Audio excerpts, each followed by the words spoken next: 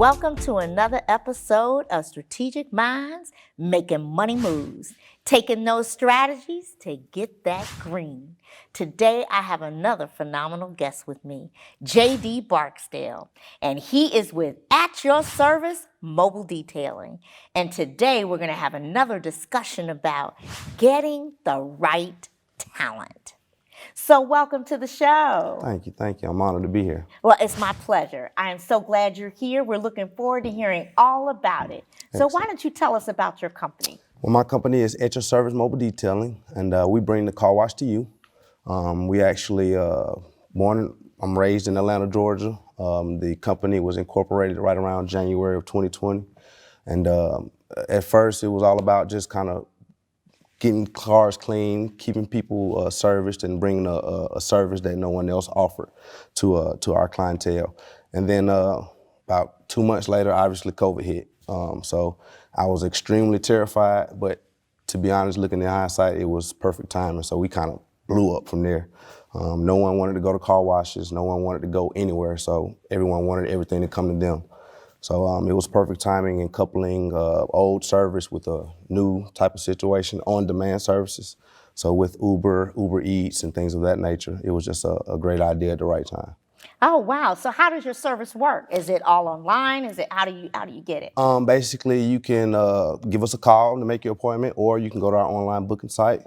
You simply pick a service, pick a time, pick a date, and a detailer will show up at your convenience. So your job, your home, whatever works best for you. Wow. How do you handle the load? How do you handle the workload when people register? Maybe there's, 20 people who want their cars done and you've got 2 people to do them. How do you handle that? Well, that's been the dilemma. Again, since COVID, we've been extremely overwhelmed. Everyone wants their vehicles done at the same time. We started off with 1 vehicle, and then it was just all about scheduling them at our best, when we can get them. We started booking up 2 and 3 days in advance, started missing more money than we were actually making. So that's when I purchased my second unit, and it kind of spread it out a little bit then. So that's really the only way we can combat it. A lot of people are asking for services at the same time, but we just have to book them according to when we can. I do have a mobile application that I just finished designing. It'll be launched in the next couple of weeks, and then that'll give everyone a better, easier opportunity to book their services. So my strategy is to have more trucks so I can, meet the demand.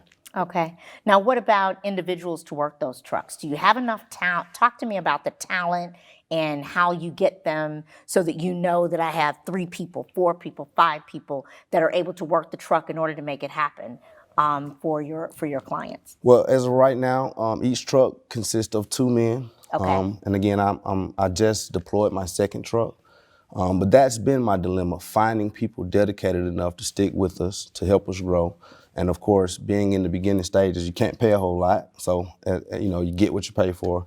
But at the same time, I need someone dedicated enough to know that this is a pretty big opportunity. And, what would it take for you to stick with me to help me grow without giving equity away, my Right. business.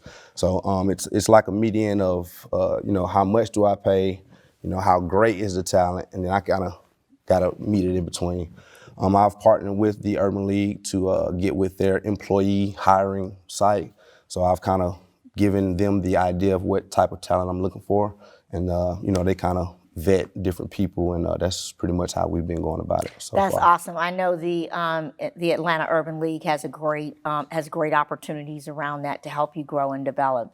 But one of the things that I think about, there's lots of aspects we have to think about when we think about talent. And I'm assuming, as we are thinking about this, let me ask a question. Are you looking for permanent employees? Are you looking for contractors? What is your preference? As of right now, I'm looking for permanent employees. My business motto consists of 2 points. One, again, everything's gonna be ciphered through my mobile application. So on one end, it's gonna be a platform for customers, clients, to have a convenient way to book a car wash service. Mm-hmm. On the other hand, I wanna create a co-op with other mobile detailers where they can have a centralized location that they can go and get, work when they want it, similar to an Uber situation. So as of right now, I need permanent employees to help me get to that next step. Once I get to that Uber stage, then I'll start 1099 and then contracting other mobile detailers. Okay. And how many permanent employees do you want right now? Right now I have 4, but I need at least 2 per truck. You know what I mean? So again, my second truck has just been deployed. I'm working on getting my third before the year's out. So I'm looking for a CEO, someone that can kind of allow me to take a few hats off, because I'm a very shrewd businessman. I don't deal with employees well. I'm a numbers guy, you know what I mean? Yeah. So I don't like to deal with all the other stuff. So I need someone that can kind of take me away from all the other aspects of the business so I can focus strictly on the numbers. And then, like I said, we can go into contracting other detailers from there. Okay. One of the things I was thinking about, that's great in terms of a vision of where you want to go and what you're trying to do. And you talked about having the problem of finding the right talent. And I get it that you can only pay so much money. But there are a number of schools that are looking for opportunities, especially when you get into trade schools or capabilities where they're learning a particular skill. And they're looking for opportunities to partner with businesses. Minority businesses are huge in this partnership, but looking for them so that they can do project work. So you come in, you learn how to do this skill. It's a project for them for school. As they do it for school, it counts as a credit and you don't have to pay for it. Okay. So you're not paying any money. Okay? But you have to be very structured in what you want to do. So it might be that they're doing this, this project, and the project is for the semester, and they have to get 10 cars done, or they have to do 15 cars, but they have to take it from beginning to end. There's a certain amount of skill that they have to learn in terms of doing it. There are, as colleges are looking for it, because they're trying to find hands-on opportunities too, right? Not just giving them the book smart. So it's one thing to go in and learn how to do finance. It's another thing to go in and work as in partnering on or working as an intern and learning how the books are really done. Right? You really understand it. Now, most people won't let you in your books, but I'm just using that as an example. I'm just saying that I think that there's opportunities that you can leverage students to give them skills. The second thing is I can't tell you the number of college graduates that I know of personally that have a degree and cannot find a job anywhere. They just can't find a job. And so some of them are from community colleges, some of them from four-year institutions. And they're like, I don't know what I want to do. I'm trying to figure it out. I'm sitting at home on mama's couch because I can't find a job. Nobody's employing me. They're getting depressed. They're not, especially with COVID and all that going on. So being able to get them active is important. So I do think that there are opportunities for you to be able to leverage even college students, that are recent grads or summertime help. Now, that's not permanent employees, but they can help you get over the gap while you're hiring the permanent employees, that are going to actually stay with you to grow the business. So you might hire 2 permanent employees first, use contractors and interns or whatever as you can, summertime help, just to get the things done until you get to a certain point, and then be able to hire further employees from that point. Makes sense. We're going to take a break, and we'll continue this conversation. We'll be right back. Strategic Minds, Making Money Moves with Vicki Wright-Hamilton focuses on helping entrepreneurs to overcome their business challenges to help increase their bottom line. Each episode provides strategies for growth and transformation. Watch Vicki share her 20-plus years of experience as a corporate executive to help entrepreneurs level up. Strategic Minds, Making Money Moves to get that green. The thing we have to think about is I'd like to give you something to consider. Not only do we have to do it for our businesses, but I contend you do it for yourself. You know why I say that? Because if you think personally, you have a budget at home, only so much money comes in, only so much money can go out. You have things that you do at home called processes, meaning who's going to wash the dishes, who's taking the trash out, who's cooking the meal, who's doing the laundry. All of those things are how your household actually runs and operates. When it comes to people, not only is it the people within your household, the people that you live with each and every day, what happens when people come to visit? What does that look like? So you have that component of people as well. And guess what? You're also an employer. Did you know that?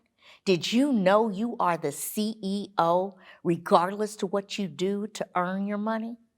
Because as that CEO, your customers are the people that you pay. When you go to the grocery store, that's a customer of yours. You're paying money to it. And they expect you to come, and they're what? Relying on those dollars. When you get your lawn cut, when you get your nails done, when you get your hair done, all of those people are customers because they're relying on you to give them their money. They're relying on you to make that paycheck. When things happen in your household and you go, well, can't afford to go get my nails done this week, you look at it as, I just can't get it done. The person that does your nail looks at it as, I lost. I'm not making money. I'm without. So we have to consider not only the strategies of home, but they also translate to the strategies at work. So I contend each and every person can have strategic minds to make money moves, whether you're trying to make the money in the household personally or whether you're trying to do it professionally, when whatever capacity you may earn those dollars. So think about always understanding that strategy is practice all the time. We make those moves by conscious decisions, and those conscious decisions give us what we need in terms of developing that green at the end of the day, letting the dollars come in. So let it rain dollars on top of dollars, because you're using great strategies for implementation. Welcome back. We are talking about how do we really scale our talent and get the right talent in the door as we're trying to move our company forward. So one of the things I wanted to also say is from a partnership, and my husband happens to be a member of the 100 Black Men, and they have a strong mentoring program. And they are always trying to find ways to help their young Black men stay out of trouble, stay active, and learn something, especially when everybody doesn't go to college. Everybody doesn't go get a degree. That's just not what they're going to do. And we don't have enough of the specific trade schools that we used to have when I was growing up. You know, when you just go learn a trade and you could keep going. You know, it was more of that opportunity offered. We don't have that. So they're always looking for ways to, how can I get these young men interested in something? You know, how do I get them skill sets so they can do it? I will tell you that through their mentoring program and the schools that they offer, you could actually train your future employee. So you go in, you work with them, you train them on what you want them to do. You train them your way, right? Okay. You give them an opportunity to come in and learn, but you train them your way so that when they're ready to go to work, they know how to do it. It's not that it's somebody else's culture, somebody else's way, etc. Now, I respect the fact that you said that you're not the people person, right? You're having to do that right now, but you do have values and you do have a culture you want. And you want to make sure that whoever comes in your business representing your brand represents that. Absolutely. Right? So regardless, we want to make sure that that's in line. So therefore, when we're even hiring permanent employees, let's talk about your CEO for a minute, right? I'm going out here, I'm looking for a CEO, somebody who can take my operations. I need to make sure they're a perfect fit, right? I need to make sure that they understand my vision. They know where I'm going. They believe in my vision. They have the same values. They have experience. They've learned about these things. They have thoughts about other customers, other businesses that we could partner with. I really want to make sure somebody comes to the table with that. But I can only pay $10 because I got the money, right?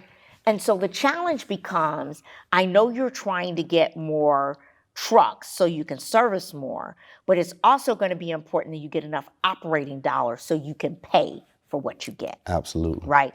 Otherwise, the only way to do it is what you don't want to do is give away all your equity. Exactly. Right? Now, you may have to give a small percent. It might be, with that CEO to be invested, it might be a really small percent, but you really don't want to give away a whole lot of your equity because you want, that's your business, your baby. But we got to be able to pay something. So they got to be able to get something out of it, right, at the end of the day. So when you begin your interviews, there's something called behavioral interviewing. Where you're really trying to understand how they respond to things. You want to understand their outlook on their resolution and how they behave and scenarios and what they go through, etc. And I think it's really important that you do that so that you make sure you're getting a fit, as you're looking for that right talent. Can I ask you what kind of questions would go into something like that? Absolutely. So if I were going to interview someone and they were going to run my business, and first of all, I want to know they have a passion for cars. Exactly. Right. Absolutely. Obviously, you got to be a car guy. Got to be a car person, right? So when I'm talking to them, I would give them scenarios. Like I might say, okay, what if I hired you today and there's a customer that comes in with so and so. There's this car that comes in and we're asked to detail it, and the guys who are detailing it don't really know how to operate that car. They don't really know what to do with that car. How would you respond to that? How would you train the guys to make sure that they're ready and prepared to do different models of cars? What does it look like? What you're listening for is how is he or she going to approach the talent? What are their thoughts about how they would go through that training process? Do I just tell them go and do it? Do I work with them the first time? Do I make sure that I go through a pre-course? These are the different kinds of cars. This is where this plug is. This is where that plug is. This is how you pop the hood. I in my car, nothing makes me madder than to go get my car detailed and the wrong mats are on the wrong place. Now, it's small, but it matters to me. It's huge, actually. Yeah. Right, but it matters to me. I'm like, you don't know where to put daggone floor mats? Why am I have you come and detail my car? So how do they go and do that? You're listening to see, are they going to train them? Are they not going to train them? How would they do that? You want somebody that comes in with a vision that says, look, every guy or girl, before we put them out on a detail, here's the program they have to go through.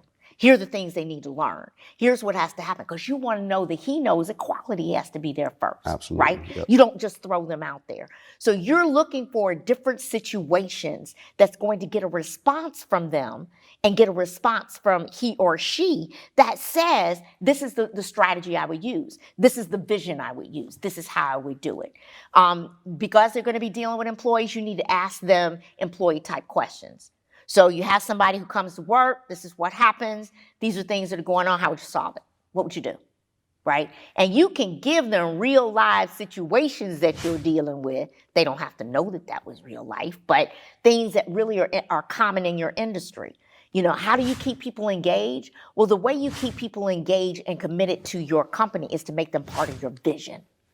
Okay. Things that people are making decisions of and are a part of, they don't want to get rid of. Things that they feel like they're just coming in and checking a box and collecting a check, you just a job to me. Gotcha. Right? And that's the difference between investment in a occupation and I'm just working to get a paycheck. Right? You want people who really see the vision, right? So going to, cars enthusiast places, going to places that and organizations that are dealing with lots of car clubs and those kinds of things, those are people who are going to be invested in the car industry anyway.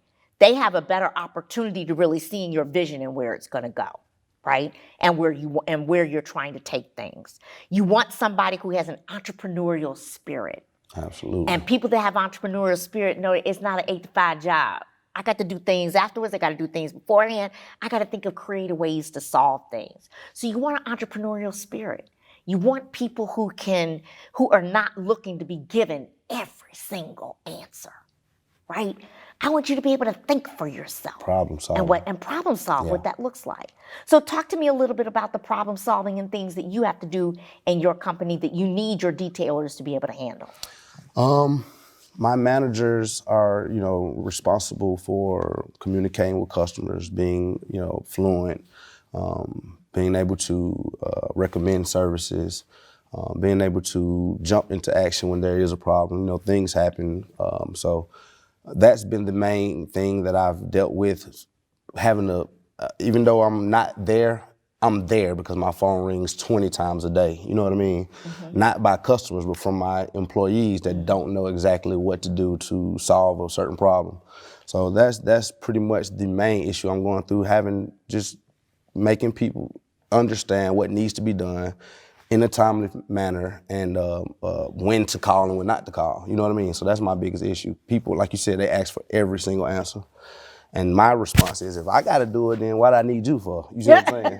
So, and again, I'm a very shrewd person. You know what I mean? So I'm no nonsense. I'm extremely meticulous, and I expect that from whoever I deal with. You get where I'm coming from? Mm-hmm. And I take a lot for a long time, and then at that point, I'm done. I'm gonna give it all back to you. You see where I'm coming from? This is what we've been going through for the last 3 months.